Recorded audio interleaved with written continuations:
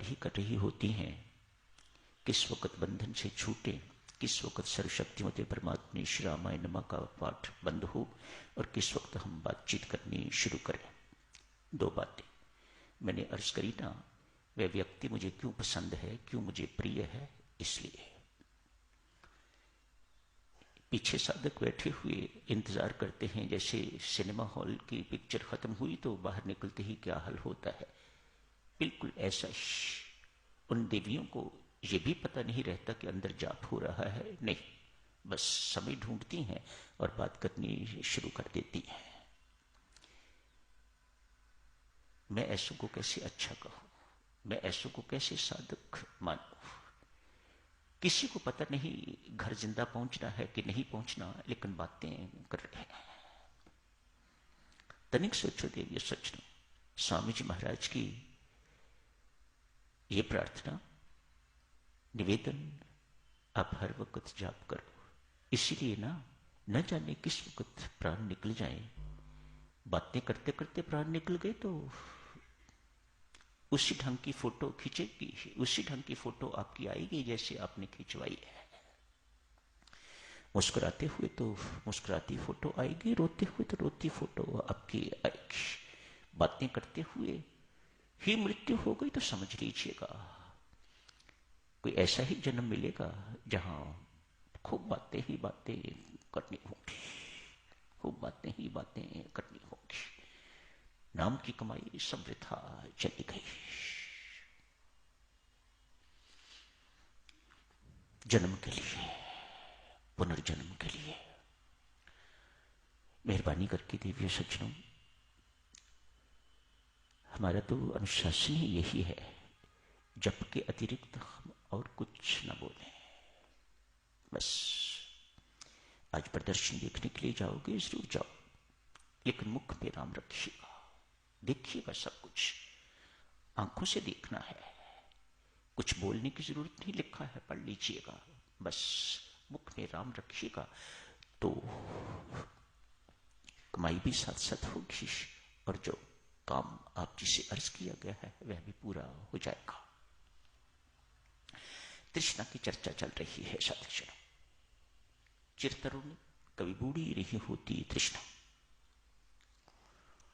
कभी तृप्त भी नहीं होती, जो सदा अतृप्त रहती है उसी को तृष्णा कहा जाता है। पिछले सत्संग में आप जी ने एक वृद्धा की चर्चा सुनी थी,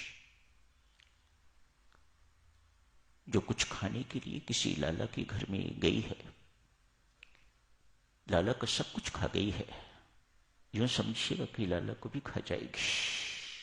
उसे ऐसा ही लगा, भागता हुआ संत महात्मा के पास गया है, ये वृद्धा है या मृत्यु। ऐसा लगता है मेरे घर में जो कुछ था सब कुछ खा गई, ये मुझे भी खा जाएगी। इसी को देवियों सज्जनों तृष्णा कहा जाता है, जो कभी ना पूरी हो, जो कभी बूढ़ी ना हो, हमेशा जवान। शरीर कैसा भी हो उससे कोई से फर्क नहीं पड़ता, लेकिन तृष्णा अंदर सदा युवती ही रहती है, तरुणी ही रहती है, सदा जवान ही रहती है। चर्चा इस तरफ मुड़ी थी, यही तृष्णा, यही लोभ यदि परमात्मा के साथ जुड़ जाए तो उद्धार हो जाए, तो कल्याण हो जाए। कुछ भी देवियों सज्जनों, अच्छाई है या बुराई, शास्त्र की बातें कितनी सुंदर है। अच्छाई है या बुराई, जड़ है या चेतन, कुछ भी चीज यदि परमात्मा के साथ जुड़ गई तो उसका कल्याण, उसका उद्धार होके रहेगा। जड़ है तो चेतन हो जाएगी, चेतन है तो उसका सुधार भी हो जाएगा और उसका उद्धार भी हो जाएगा। अतएव जो कुछ करो सब परमात्मा के लिए करो। ठाकुर कह लो, आटा पिसवाना, आटा खरीदा है किस लिए? ठाकुर के भोजन के लिए, ठाकुर के भोग के लिए। घर आके बनाया और ठाकुर के भोग के लिए बनाया जा रहा है, उसके बाद भोग लगाया, ठाकुर को भोग लगाया जा रहा है। आप क्या खा रहे हो? हम ठाकुर का दिया प्रसाद खा रहे हैं। बस इतनी सी बात समझ में आ गई तो उद्धार हो गया, कल्याण हो गया। शुभ है अशुभ है, कुछ भी है, दुर्गुण है सद्गुण है, उसे परमात्मा के साथ जोड़ दीजिएगा। लोभ दुर्गुण है, बड़ा भारी दुर्गुण। ऐसा दुर्गुण, काम क्रोध तो कुछ मिनटों के लिए आते हैं और चले जाते हैं। व्यक्ति कामी होता है तो कुछ मिनटों के लिए, क्रोधी होता है, क्रोध का दौरा पड़ता है, खत्म हो गया दौरा, क्रोध ठीक हो गया, आप शांत हो जाते हो। लोभ तो 24 घंटों सिर पर सवार रहता है, कभी खत्म नहीं होता। ऐसा दुर्गुण आज परमात्मा के साथ जोड़े तो क्या होता है। एक कुख्यात डाकू दुर्जन सिंह की बात शुरू हुई थी। आज साधक चुनो खत्म ना हो पाई तो कल इससे खत्म कर देंगे। कल इस चर्चा को और आगे जारी रख के तो इसको खत्म करेंगे। कुख्यात डाकू है दुर्जन सिंह। लोग नाम से ही घबराते हैं तो शक्ल देख के क्या हालत होती होगी लोगों की। इसका नाम ही इतना भयावह है, इतना फ्राइटनिंग है, आदमी नाम से ही घबराता है। आज बहुत बड़ा डाका मारा है कहीं पर, कुछ कहीं कमी रह गई होगी, अतएव सामान्यता आज तक कभी पकड़ा नहीं गया। आज पुलिस पीछे लग गई है, कोई और जगह छिपने को नहीं मिली तो एक मंदिर में देखा लोग बहुत इकट्ठे हुए हैं, यहां मेरे लिए छिपना आसान हो जाएगा। सत्संग हो रहा था, एक कथावाचक कथा कर रहे थे, वहीं दुबक के दुर्जन सिंह बैठ गया है। हाथ में तो लाठी, लेकिन उसको भी साथ लेटा लिया होगा अपने, ताकि किसी को दिखाई ना दे ये लाठी। कथा का विषय था, देवी सज्जनों, मां जसुमती कन्हैया को किस प्रकार से श्रृंगार करती है, कितने सुंदर और कितने कीमती कपड़े पहनवाती है, सुजाती है।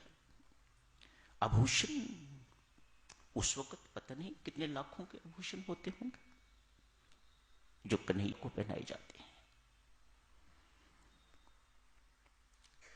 श्रृंगार किया जाता है कन्हैया का।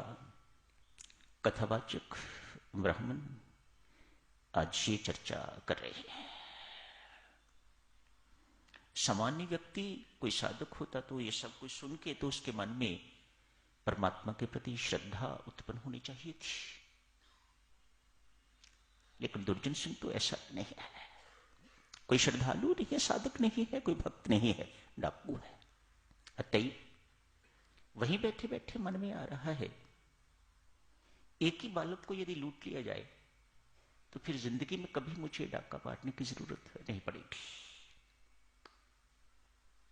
ईमानदार है, अपने काम के लिए पक्का, कोई दिखावा नहीं, कोई दंभ नहीं किसी प्रकार का।